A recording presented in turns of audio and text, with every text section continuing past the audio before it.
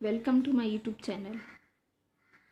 आज मैं आप लोगों को बताने जा रही हूँ कि किसी भी संख्या का पावर 0 इज इक्वल टू 1 हम लोग लिखते हैं, लेकिन क्यों लिखते हैं, 1 ही क्यों लिखते हैं हम?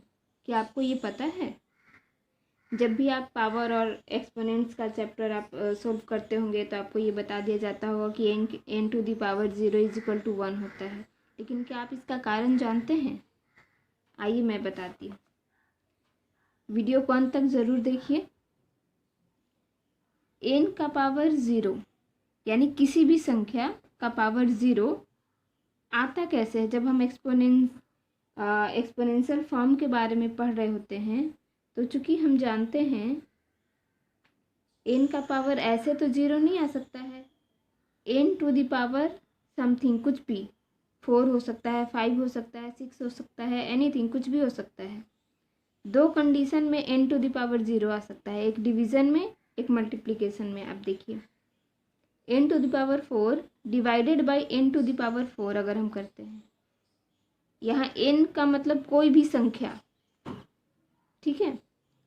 तो जब हम इसको इस तरह से करेंगे तो n to the power 4 minus 4, आपको ये पता होगा कि जब भी डिवाइड होता है, बेस सेम होता है, तो हम पावर को घटाते हैं।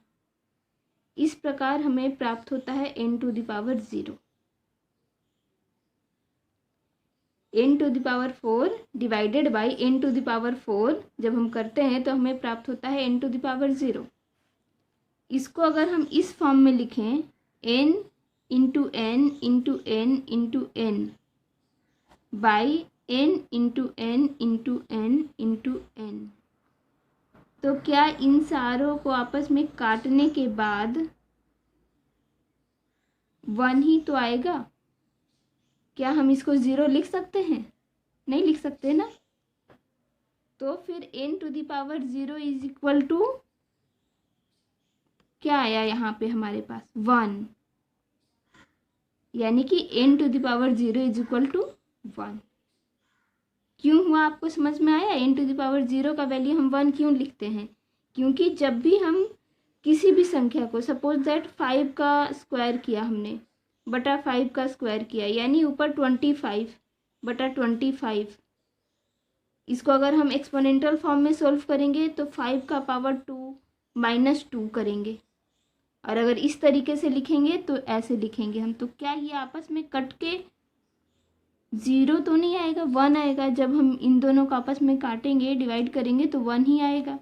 यहाँ 5 का पावर 0 आ गया क्योंकि हमने इसको एक्सपोनेंशियल फॉर्म में सोल्व किया है, तो इसका वैल्यू इसीलिए 1 आता है, क्योंकि हम इन दोनों को आपस में डिवाइड कर रहे होते हैं, तो यहाँ पे हमारा वैल्यू 1 आता है।